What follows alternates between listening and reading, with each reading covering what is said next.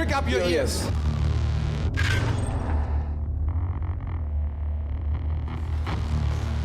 The sound of DTM. My car sounds like music to my ears. My favorite sound when the car is leaving the pits.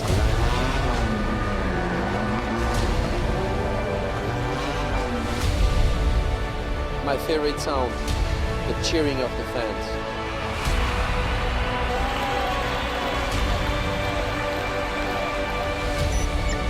Crank it up.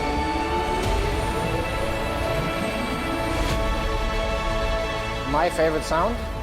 The silence before the lights go green. Full blast.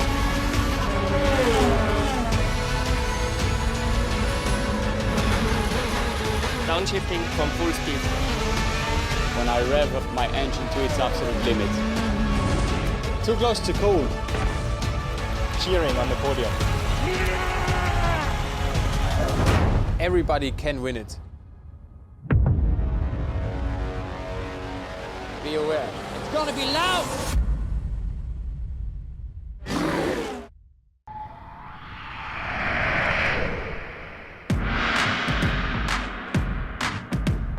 BMW kick off the pre-season fitness phase. All three manufacturers get into shape before the engines roar again. Drivers lacking a strong body and mental fitness don't have a chance in the DTM. That's clear. Bruno Spengler, Martin Tomczyk and co. worked up a sweat in Viareggio, Italy. Within 4 days, Team Doc, Riccardo Ceccarelli, and his Formula Medicine team prepare the drivers perfectly for the upcoming DTM season. Special circuit drills help the drivers optimize their physical shape. It was a pretty tough training week for all of us, but it was good, you know. We were all training together, and it was a great place where we went, as always, you know, to our Formula Medicine. Dr. Ceccarelli did a great program for us. Crucial factors for success: balance and focus. The right balance has to be found, and not only for the car, but also for the driver. Mutual support is a matter of course. Yeah, it's always a good time together.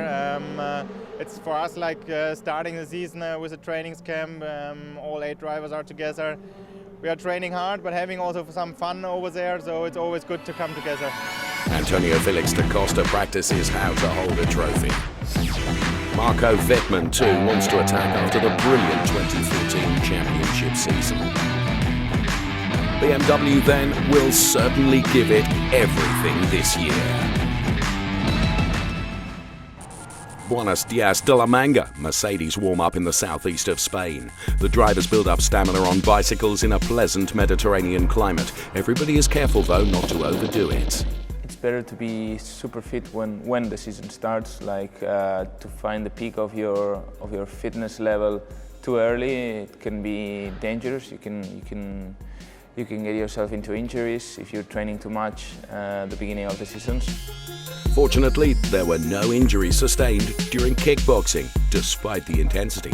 Christian Vittoris showing us how it's done. Stamina, coordination, and confidence. Gary Paffett knows just how important it is. It's a good week, it's a tough week. You know, it's a case of assessing where we are and seeing where we need to improve for the year ahead, basically. No pre-season preparation without lactate tests. Every driver's fitness is individually assessed. Training is scheduled accordingly. Robert Wickens lost lots of weight by means of a low-carb diet and also cardio training this year. Maxi Goertz has some crazy ideas during preparation. Natürlich erstmal ist eine gewisse Grundausdauer sehr wichtig. Good stamina is very important, of course. Muskulaturen, We drivers have to train specific muscles, torso muscles, especially the arms that are very tensed while driving, and neck muscles as well. Your overall stamina must be good. It's very hot in the car, up to 60 degrees, so we have to be fit. Shortly before the season, I work out on the bike trainer in the sauna. I adjust it to 60 degrees and start cycling. It's optimal training for me. Okay, here comes the oil soup. Delicious. Ah, never mind, it's going to be paella. And Gary Paffett deputising as head chef. Cooking together maximises the fun. Another selfie. And then a healthy meal. 2,000 kilometres south, we stay in Spain on the Canary Islands, Lanzarote. A paradise for most people, but for Audi's fitness guru, Tom Christensen, it's primarily an insider's tip for team building. Personally, I have been here for more than 30 years now, and for my career it has been really important and been really good. You can do all kinds of sports here. Find the right way and cross the finishing line as soon as possible. Not an easy task for Timo Scheider and the other Audi drivers in this lunar landscape. Jamie Green, though, had the most fun. I prefer to cycle. That's what I do in the south of France mainly. I like football, and running's not really my thing. I ran 11 Ks yesterday, which was a bit of a shock to the system doing the trial that we did. But overall, it's just nice to see everybody, and it's a great facility and good weather here to train in, and the perfect way to start the year, to be honest. Also für mich persönlich ist es klar, in 4 Tagen, 4,5 You can't build up your fitness for the whole year within 4 days, of course. Everybody must take care of that on his own. But it is a good combination. If you're doing sports together, then you're automatically doing team building. We have the time to chat and to speak about the season here. It's a nice combination. It goes on without a break. The team principals are in the thick of it too. Team building is not only for drivers, after all. Wir kriegen natürlich bei dem Teambuilding mit dem vielen Sport, den wir betreiben, auch ganz einfach eine zusätzliche Motivation in die Fahrer rein, obwohl ich sagen muss, in den letzten Jahren ist der Durchschnitt unserer Fahrer wirklich schon so fit, wenn wir hierher kommen, dass es ganz einfach Sport zum Spaß ist, und ich glaube, das hilft auch wieder weiter beim Teambuilding. One team, many goals. Audi, BMW and Mercedes are ready for the season. Familiar faces everywhere at the fitness camps of the 3 manufacturers, and indeed the lineups have hardly changed. Audi's lineup for the 18 DTM races remains the same. 3 race winners from 2015 drive for Audi Sport Team Abt Sportsline. Matthias Ekström, Eduardo Mortara,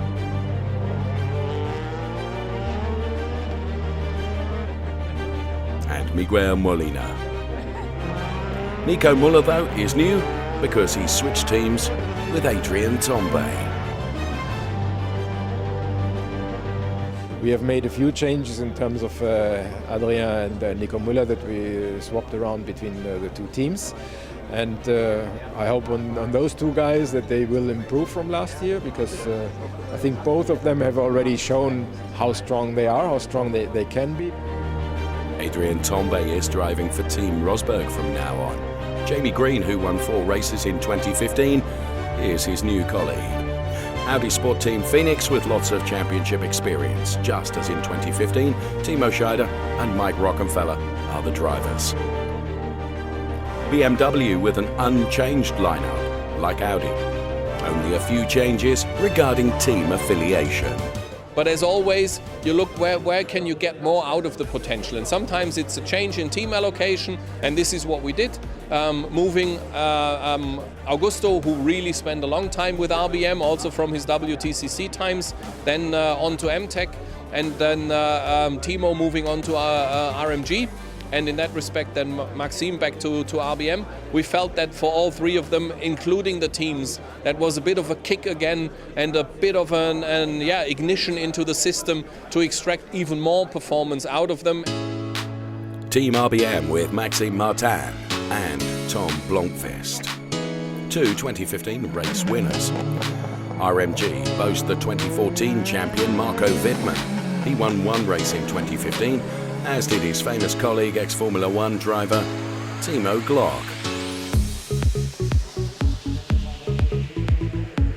Augusto Farfus now at MTech alongside 2012 champion Bruno Spengler, both without a win in 2015 but claiming a total of 8 spots on the podium. They're a powerful duo.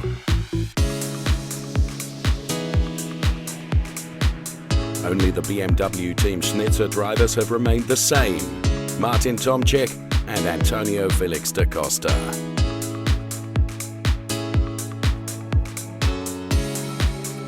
Mercedes had to replace one driver. Esteban Ocon steps in for 2015 champion Pascal Wehrlein, who has joined Formula One. His teammate at ART is Gary Paffett, the DTM driver boasting Formula One experience, who previously instructed the rookie driver Lucas Auer. We had to change a little bit the lineup. There are a few drivers where we just said a new environment would be maybe positive for the next step, for the development. Give them new motivation, give a new environment, and I think that was the target behind the regrouping of some drivers into certain teams. So Lucas Auer will join Christian Vitoris at Team Muka. During the tests, they both shared the fancy pink car.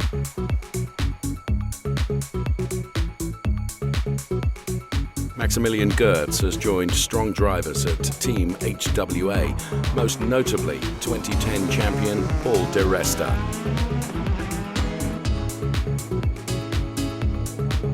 Robert Wickens, who shone at the Norris Ring last year, and Daniel Juncadella complete the lineup of Mercedes' biggest DTM team.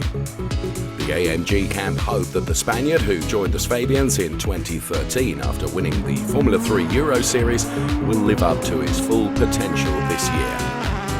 The driver lineup for the upcoming DTM season is very balanced and very strong. He was the best driver in 2015, but still nearly missed out on the championship. Pascal Wehrlein's donut dilemma after the season finale at the Hockenheim ring.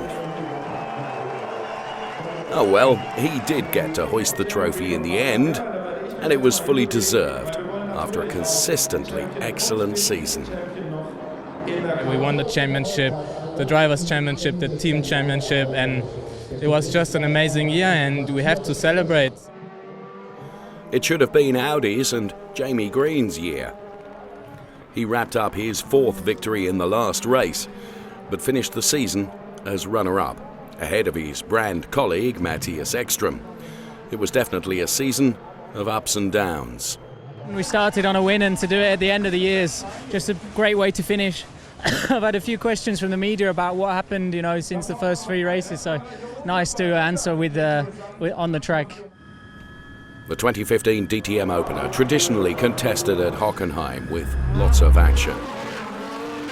The first winner of the season with the new format featuring 2 races per weekend, Jamie Green. A perfect start for the 32-year-old, his first victory for Audi. One of my main goals was to win a race in an Audi. Obviously I joined with Audi 2 years ago. It's been a bit of an up and down couple of years, so just to steady things down and get a win under my belt's really good.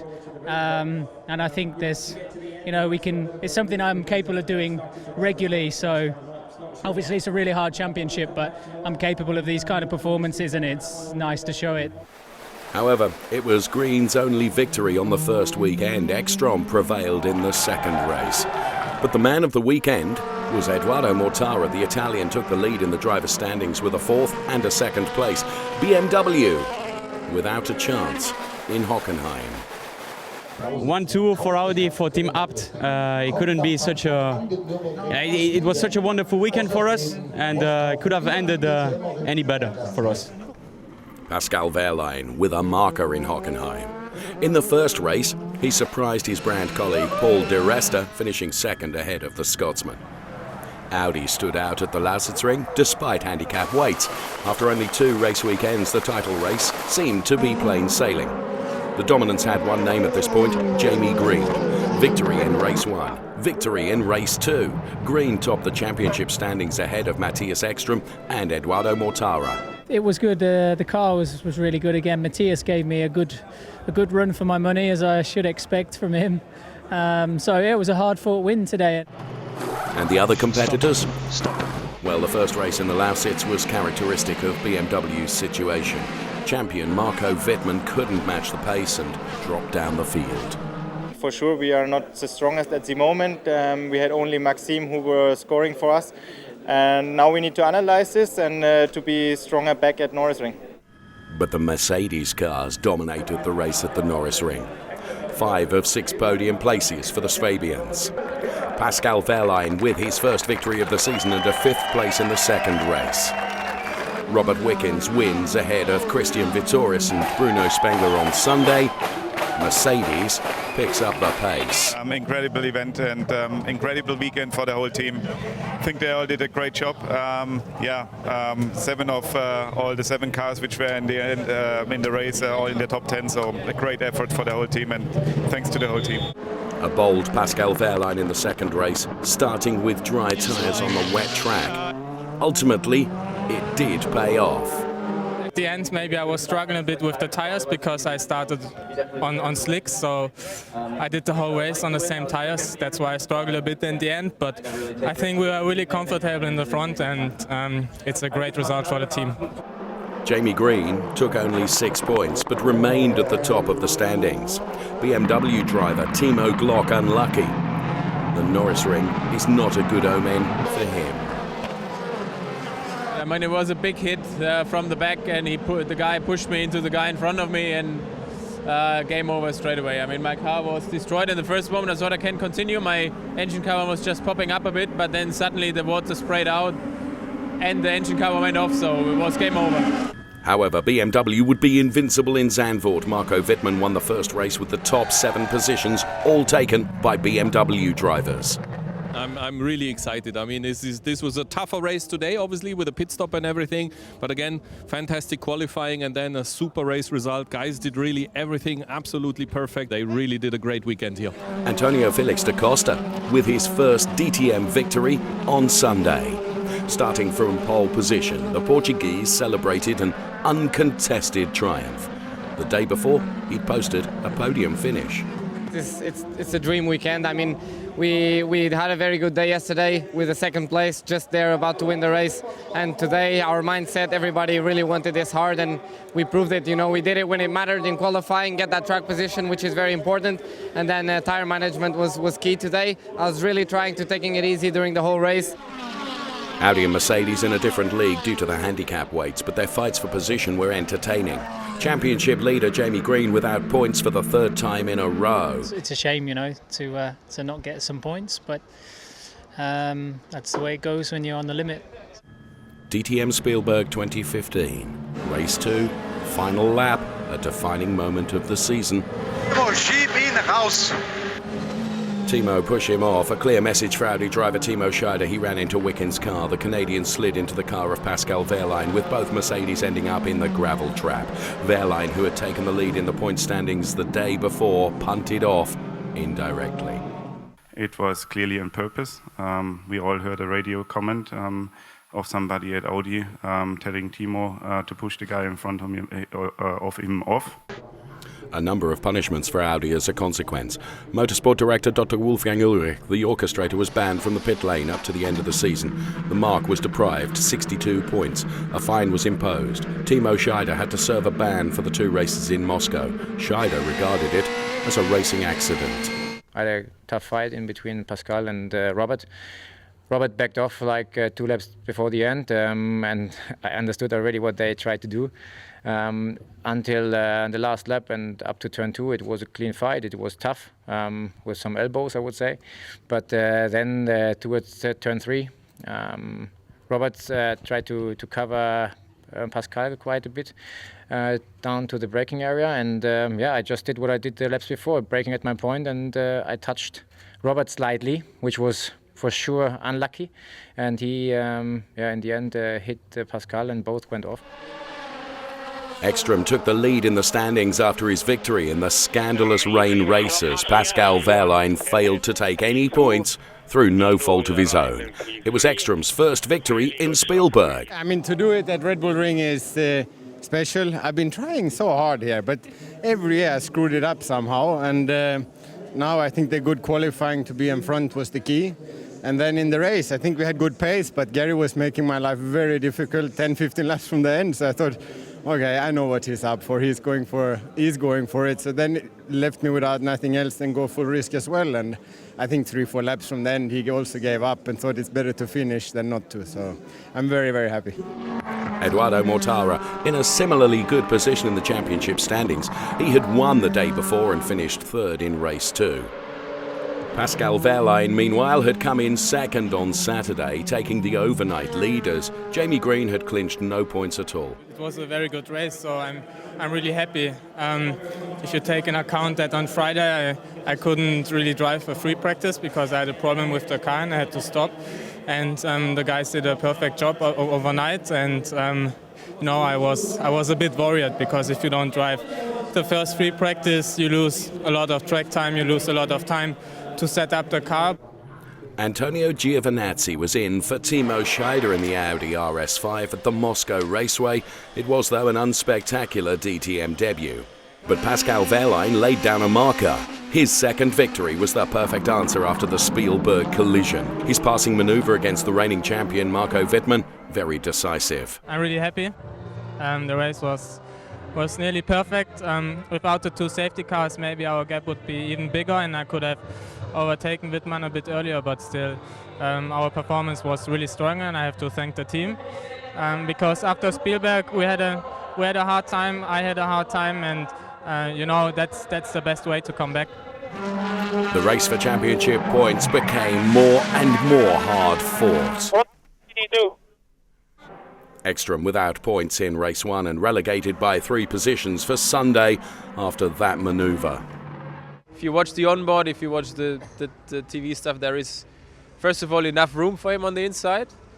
But second of all, he was just not next to me. And there is no reason for me to wave him by. I mean, even if he's Mr. Ekstrom, there's no reason to wave him by. On Sunday, Mike Rockenfeller took the top spot on the podium for the first time in 2 years. It was balm for his soul after the 2013 DTM title. So it really feels great, to win this race and be back on the podium and be back on pace. We had yesterday again a very difficult, let's say, start in the weekend with a bad race and a bad qualifying. Today's pole was awesome, and then the race pace, I think, was, for the weight we have in the car, quite outstanding. Oschersleben, the third to last port of call on the calendar, with BMW turning in spectacular displays, quadruple victories for the brand from Munich in both races, memories of Zandvoort. I'm really impressed. I mean, this was really a fantastic result. I'm super proud of all guys, but Timo really did so well, and I mean, you could see the speed of Bruno today, and he was pushing hard all the time, and that was all fair and square racing. 7 BMW cars finished in the top 10 in Saturday's race. Timo Glock topped the DTM podium for the second time. I was pretty nervous on the start, I have to say. It's a long time ago that I had a clean view in front of me, and I just thought to myself, just get a good start. And Crossing the line in 5th position behind 4 BMWs, Pascal Wehrlein adding 10 more points to his tally and claiming back the top position in the championship standings. Matthias Ekstrom, on the other hand, hampered by technical problems during qualifying. To qualify 23rd is not so easy to make something happen in the race in Oschersleben, but we will come back tomorrow. We learned a lot today and hope for a new day tomorrow. Oschersleben on Sunday, the second quadruple victory for BMW. Augusto Farfus and Marco Wittmann on the podium, topped by a rookie. Tom Blomqvist made it to the highest step and then only talked about others. It was a great job by the team as well. Pit stop, everything just worked out to plan. A moment of shock towards the end of the race. Lucas Auer hit the tyres at high speed, causing the race to be stopped. Fortunately, the Austrian Mercedes rookie didn't sustain any injuries. Pascal Wehrlein took another 10 points in the second race. He extended his lead over Ekstrom to 14 points, with Mortara and Green falling further behind. BMW continued their streak at the Nürburgring. Maxime Martin dominated the 15th race of the season. Only at the beginning was his second DTM victory at risk. At the end I could extend the lead and control the race and win it. The race was restarted after a crash, a welcome opportunity for Pascal Wehrlein to let off steam against the late winner of the race. Later, his assessment of the manoeuvre in turn 1 was slightly different. Miguel Molina on Sunday, the Catalan's first triumph in his 67th DTM race. He'd already dominated the qualifying. I've been along so many times in the pole position and I could not make it happen at the end, and today was perfect. Matthias Ekström finished 11th, taking no points. Daniel Juncadella, of course, supported Pascal Wehrlein. The points leader clinched crucial points, finishing 5th. Match ball for Pascal Wehrlein in Hockenheim then. Audi's title contenders had to win. Maxime Martin with the best start, followed by Timo Scheider and Jamie Green. Mortara in 8th position. Ekström further down the field after a poor start. Pascal Wehrlein even further behind, but even so his position would have been enough to win the championship. Mortara's chances of the title came to an end after touching Ekström early on. You know, this is racing in the end. He didn't see me, and not even blaming him that much. It's just unfortunate. Wickens with a disastrous braking mistake. Ekström's hopes of winning the title equally blown. A happy Timo Scheider ahead of Jamie Green and Maxime Martin, but for Audi it was the wrong drivers on the podium for the championship. For my personal feeling, I'm really proud for this one because it's the final race of the season. Proud for Team Phoenix, and yeah, I can tell you it's nice to be on the top of the podium. Pascal, you are DTM champion. Pascal Wehrlein's dream came true on Saturday after crossing the finishing line in 8th. Es fällt sehr viel Last von einem ab. Man arbeitet das ganze Jahr so hart. It's a huge weight off my shoulders. You work so hard for the whole year. The whole team works so hard, and now you know you've simply made your contribution by bringing home the championship. When I came back here to our garage and saw all my mechanics and all the people from the team and from Team Mercedes, it was just unbelievable. The championship ceremony on Sunday. BMW won the Constructors' Championship, whereas Pascal Wehrlein's team had another reason to celebrate, the triumph in the Team Championship. But the real highlight was the Drivers' Championship trophy. 22 kilograms of glass as reward for a tough but successful season. The end of the season is the beginning, though, of the next one. The drivers have poured sweat, worked hard, put in kilometre after kilometre, all for one big goal, to be DTM champion 2016.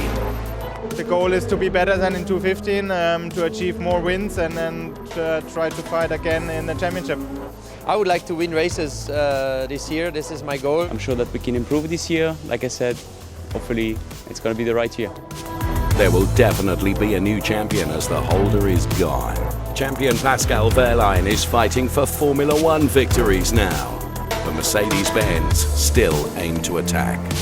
I think basically after winning last year's team and driver championships title, of course the target always is, or the aim always is, to defend the title. That's for sure, but I think, yeah, we all know that the competition in DTM is very, very tight and very, very close. The roster of contenders is lengthy. Gary Paffett, Timo Scheider, Matthias Ekström, Paul de Resta, Mike Rockenfeller, Marco Wittmann, Bruno Spengler and Martin Tomczyk. The field features 8 former champions who know how to clinch the title. It's like always in DTM. There are some candidates with every year competitive, but this year I think it's closer than ever because most of the drivers are the same as last year. So to mention 1 or 2 I think wouldn't be fair because I think it's more than 10 which has the chance to become champion. Matthias Ekström from Sweden is always one of the top favourites. The 37-year-old is fired up for his 3rd championship, stressing his ambitions beforehand with strong results in testing. Especially hungry too. Another Audi driver, the runner-up Jamie Green. He won 5 races in 2015. In the end, the 33-year-old narrowly missed 1st place. He aims to finally clinch his 1st title in his 12th DTM season. My aim is to win the DTM championship, and last year we were 2nd, and I think hopefully the cars will be similar this year, so we have to see how the competition looks, but all in all I think I have a good chance. Name one particular favourite? Very hard in the DTM. In this championship you can't predict it. You know, 12 months ago who would have predicted that Wehrlein would win the championship? You know, in the year before, Marco Wittmann dominated. Then last year, he wasn't that strong. So I think it's always hard to predict. So for that reason, I won't name anybody because I honestly don't know. A clear statement from Munich. BMW, without a chance in 2015, absolutely want to compete for the title. We will put on the best show we can. Our drivers, 8 drivers, 4 teams, the whole of BMW will fight as hard as we can. It will be tough, but it will be spectacular. Perhaps with Tom Blomqvist. Last season's victory in Oschersleben proved that the youngster with Swedish and British roots has what it takes to achieve bigger goals, and that he is one of the secret favourites. Obviously it was good to get one win, but I think I'll be aiming for, you know, much more this year. That is the goal, but we all know how tough the DTM, you know, is. So let's see how we stand as a group. But I'm pretty confident going ahead. BMW, Mercedes-Benz or Audi. All manufacturers boast strong contenders. Every driver could be in front, but as is so often the case, consistency is the key. Let the 2016 season begin.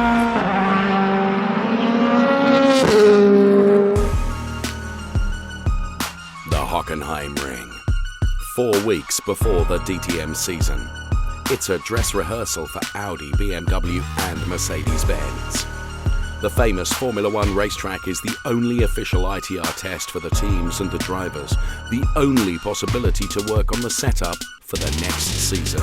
You know, it has been a really long winter, so 6 months without driving a DTM car. So yeah, it's getting to the rhythm. I think we have to check everything for this year to prepare the year because we don't have so much testing. But it's getting well at the moment. We had a bit of a bad day in the first day with raining and drying conditions, but now it's really nice weather and I think there is a lot of testing going on. BMW are the most industrious manufacturer after 4 test days. The Munich men put in a total of 1,967 laps, 69 more than Audi and 243 more than Mercedes-Benz. Especially noteworthy, Tom Blomqvist. The 22-year-old set the best lap time on the second test day. Well, I mean, the test went, you know, we had a good day yesterday. Luckily for me, you know, the weather was good.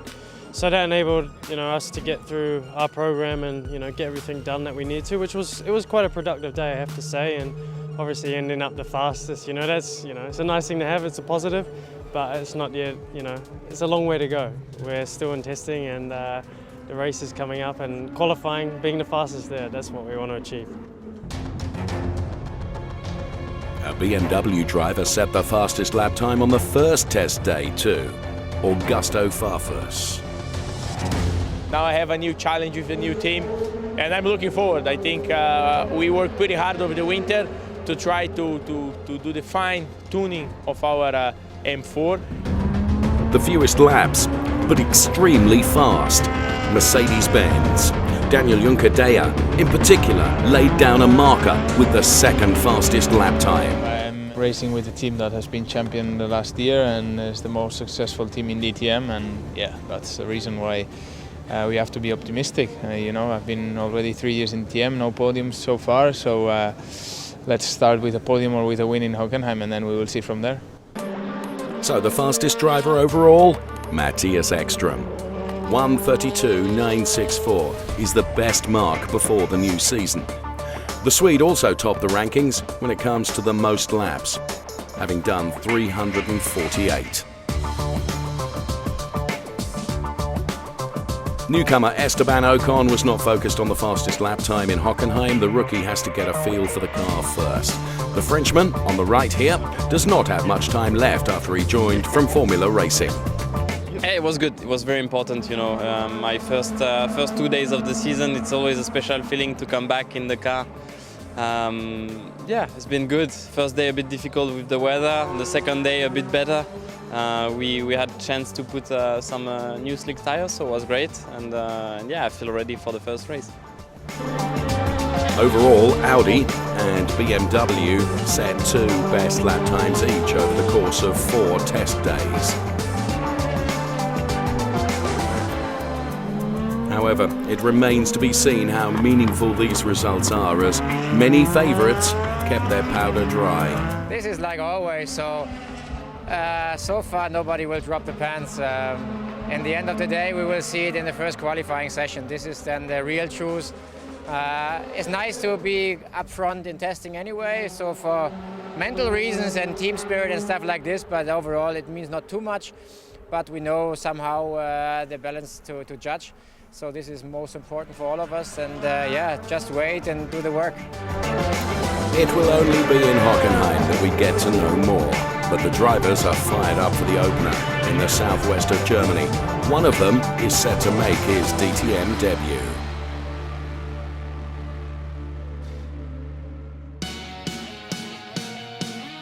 He's the new guy, Esteban Ocon, young, fast and aggressive. My goal is definitely to learn quickly this year and to win races and be as quick as I can, as fast as I can.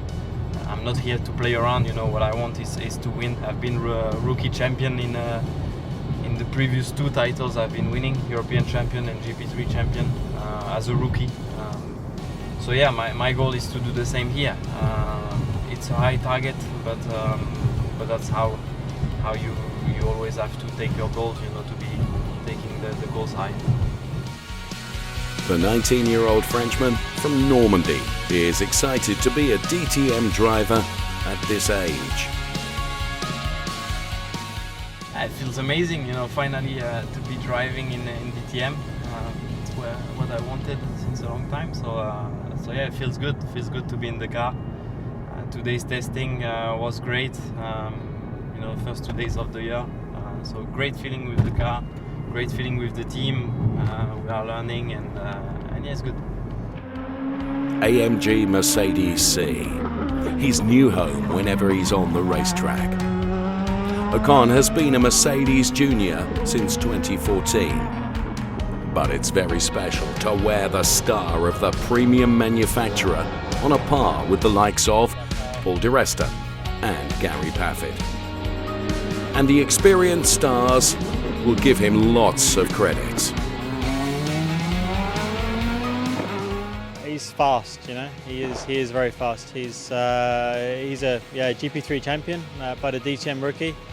It's going to be tough for him, you know. It's tough for any rookie coming into this series, but he has speed. He really has speed, and he has a very good attitude, you know. It's hard to integrate yourself into the team, but Esteban has the quality, he has the speed, and I'm sure he'll be a strong teammate we have enjoying him, and we can wish him all the best. And you know, we, as an experienced driver, will help him as much as we can to try and integrate into Mercedes-Benz AMG. Ocon is an enthusiastic sportsman in his free time too. Whenever he has the time, he's on his mountain bike or has a table tennis bat in his hand. During the test days in Hockenheim, a short side trip to TTC Reilingen. The table tennis players from the 8th tier are perfect instructors. Let's hope he doesn't give up motorsport.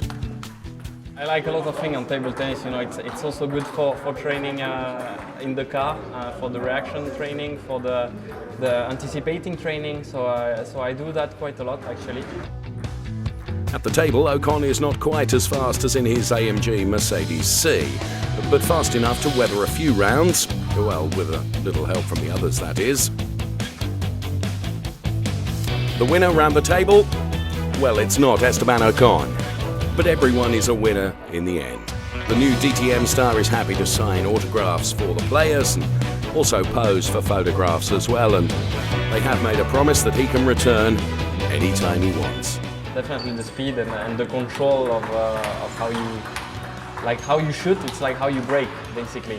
You cannot miss that. If you miss that, the braking, and if you miss the shooting on table tennis, you just put the ball off and you just miss the braking point, definitely. Ocon cannot have missed many braking points. Most recently, he was an outstanding driver in the GP3 and previously in the FIA Formula 3 Euro Series as a rookie. It remains to be seen whether the streak will continue. The established DTM drivers should fear him, at least a little bit. After all, he has picked a great idol. I think Gary Paffett is a strong guy. He's very experienced, and I mean, yeah, he won the DTM title before, and he's an example for sure about how professional he is, how important he is for the Mercedes brand. how good he works as well, how good he brings the team up with him. You know, he's a really great example of professionalism. He's there since a long time, and that's the reason why. Esteban Ocon's career, an ongoing success story so far.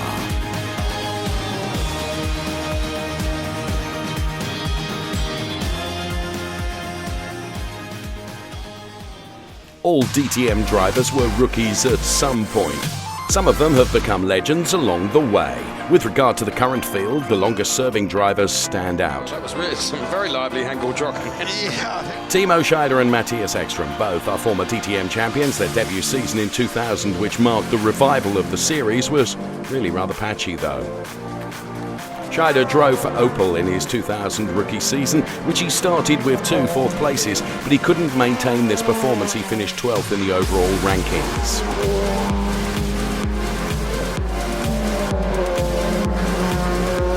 Meantime, Ekström's debut in 2001 was better. The Swede finished 8th. He even claimed a spot on the podium at the Lausitzring, taking his Abt Audi TTR to 3rd place. And on the podium, he was pretty happy about it. My first year was 2001, so it's quite some time ago, but I can still remember the races, and it was a very special moment, most of my DTM races, so I have most of them in memory. Tom Blomqvist was last season's rookie and could feel the pressure DTM drivers have to cope with. He finished 14th in the overall rankings. However, his victory at the Nürburgring was, of course, a highlight. It was quite a challenging year. There was a lot to learn for me early on in the season. There were small, mistakes from my side. So I had a lot of learning. As the year went on, though, I got more and more confident, more and more comfortable within the surroundings, and I think the results showed. So I'm now ready to build on that and take it another step this year. Marco Wittmann, 2014 champion, finished 8th in his 2013 debut season like Matthias Ekström. In his 3rd DTM race in Spielberg, he came in 2nd place.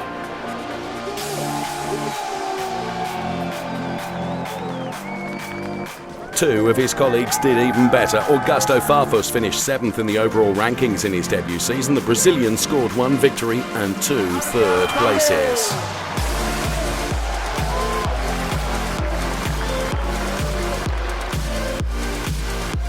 Another victorious rookie, Maxime Martin. He topped the podium in Moscow in 2014, finishing 7th in the overall rankings.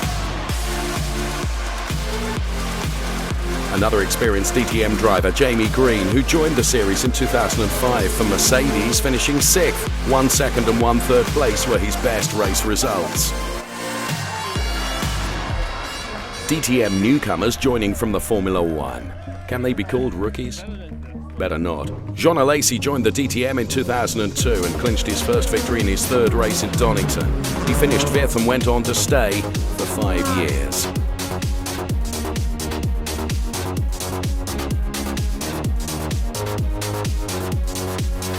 After a 3-year leave of absence from racing, Mika Häkkinen returned to the DTM, finishing 5th in his first season.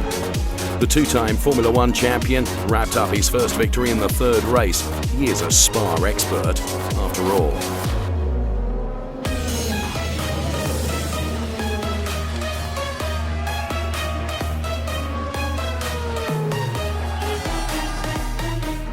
A real rookie finished 5th overall, Paul de Resta. He indicated his potential in 2007 when he made the podium 3 times. In 2010, he crowned his career with the championship title. He remembers his beginnings really rather well. It was obviously a big step. You become a professional racing driver. You have the weight of such a brand like Mercedes-Benz on your shoulders, and you have to carry that. The level is very high. Obviously, when you're coming up through the junior ranks, you're racing against guys who are probably not all the same level as you. But when you get to here, everyone's at such a level that you have to lift your performance. The best rookie in the history of the new DTM was an old hand in his debut season. In 2004, at 36 years of age, Tom Kristensen finished 4th overall. A DTM rookie can be an experienced driver and a motor racing legend. Tom Kristensen, the best so far.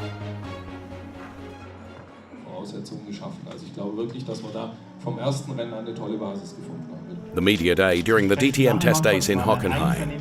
Journalists come here for first-hand news about the 2016 season. The crowd is appropriately large. In the limelight, the new regulations. Der Sinn ist ja immer etwas spannender zu machen, und da haben wir 3 Punkte. Der erste The point is to Punkt make it more exciting, and here we have 3 items. The first one is the DRS, which was reduced for 2016. The second is the so-called performance weight regulations. The allocation was changed. And the third point is a compensation of BMW's deficit, so that the field moves even closer together. The DRS, the adjustable rear wing. The original purpose was to make overtaking easier for aerodynamically efficient cars.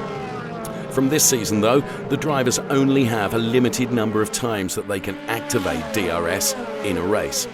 Up until now, the use was unlimited, with arguably unfair consequences. You have somebody running behind another car, being potentially slower, but using DRS in order to increase his lap time potential, follow that car for the whole race basically, and just attack and overtake in the very last lap. And this as well we want to avoid, because we want the DRS to work really as an overtaking tool and not as a lap time tool. Similarly, the performance weight regulations have been changed as well for season 2016. Looking into the performance weight system, I think we all agreed last year that this was not the ideal solution, because we had a lot of results in races where just one brand was with 8 cars in front or whatever. We use the performance weights between qualifying and the race straight away, and where we strictly look at the lap times, which is car potential, which is effectively the thing that we want to use the performance weights for. The third modification involves the BMW M4. From the objective perspective of all manufacturers involved, the car was not competitive enough compared to Audi and Mercedes.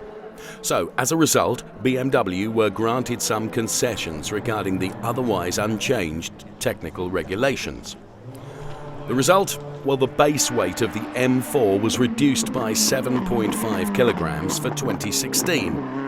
And at the same time, the rear wing will be 50 millimeters wider.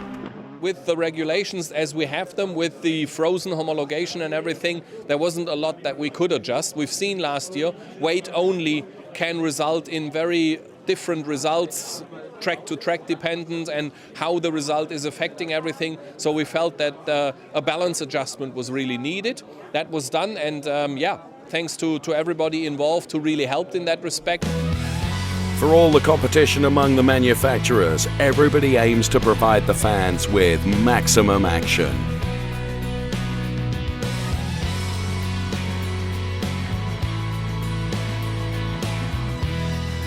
The new regulations apply to a total of 9 race weekends from May through until October 2016. As usual, the season kicks off at Hockenheim. Jamie Green has fond memories of this 4.574-kilometre circuit, the longest on the DTM calendar. Green won both races here last year. Weekend number 2, the first race on foreign soil. The DTM goes to Austria, Spielberg in Styria, home to the Red Bull Ring. Nowhere else are the DTM drivers confronted with such steep uphill sections. Back in Germany, the Lausitz Ring. Audi, BMW and Mercedes-Benz achieved top speeds of more than 240 kilometers per hour on the long start-finish straight. At the end of June, the DTM travels to the shortest circuit on the calendar, the only street circuit left in Germany. The Norris Ring has been a DTM highlight for years.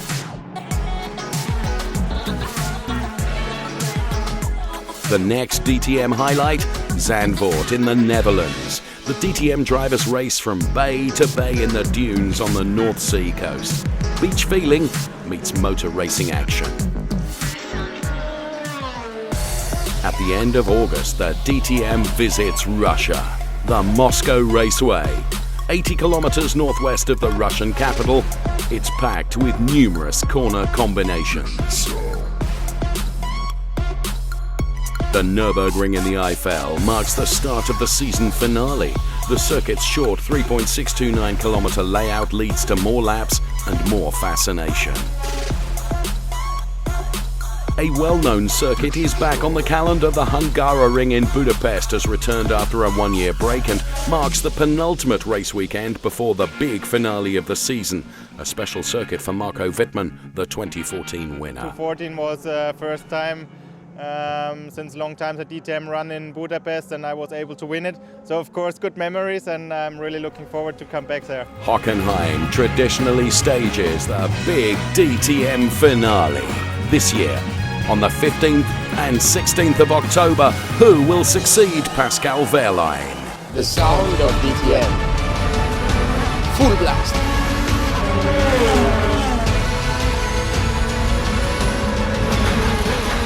Downshifting from full speed. When I rev my engine to its absolute limit. Too close to cool. Cheering on the podium. Everybody can win it. Be aware. It's gonna be loud!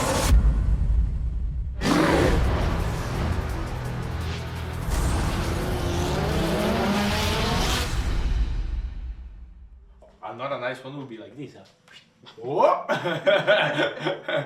So We look like idiots every time we don't... No! Mach den Vettelfinger. Den kannst du machen, auf jeden Fall. Yeah. I'm so good. I set like the high standard, so better you do proper.